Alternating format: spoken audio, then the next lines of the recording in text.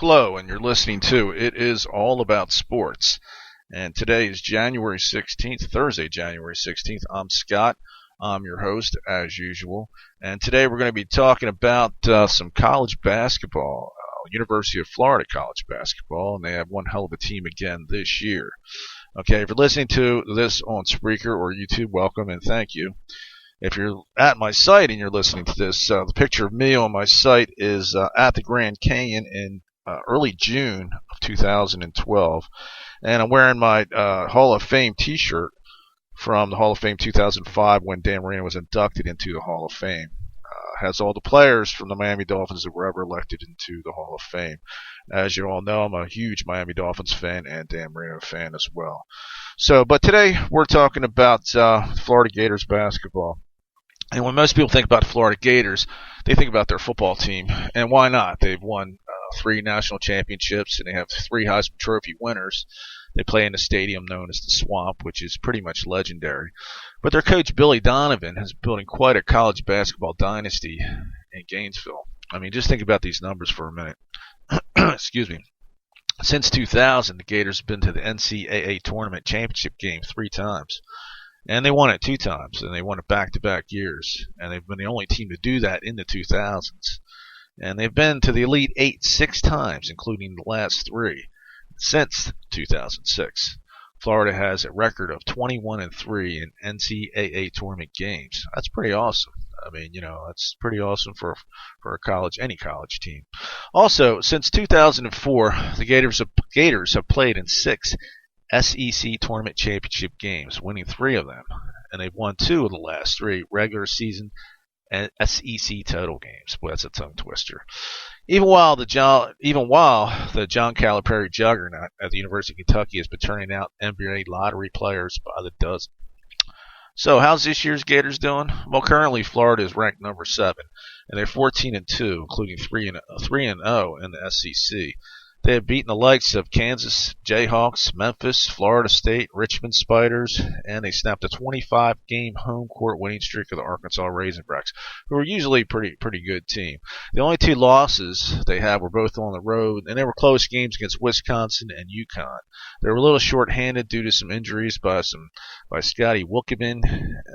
I'm sorry, Scotty, if I messed up your name, but I'm not the greatest pronouncing people's names. But anyway, they rarely have had all their players available at one time. Their leading scorer is Casey Prather, missed the Arkansas game and also missed the following game at home against the Georgia Bulldogs. Dorian Finney-Smith has missed games due to suspension, and Casey Hill has been hampered by a sprained ankle. One of their prize recruits, Chris Walker, has yet to see the floor in a game. Yet, with all this adversity, the team continues to roll. They've won 8 in a row, and they won against the Bulldogs. And against the Bulldogs, they led 36-16 at the half. Georgia had 6 field goals and 12 turnovers. Florida has been known as a perimeter team, which is also known as a finesse team. But when Florida has been tough defensively, that is when they've made the deep NCAA runs.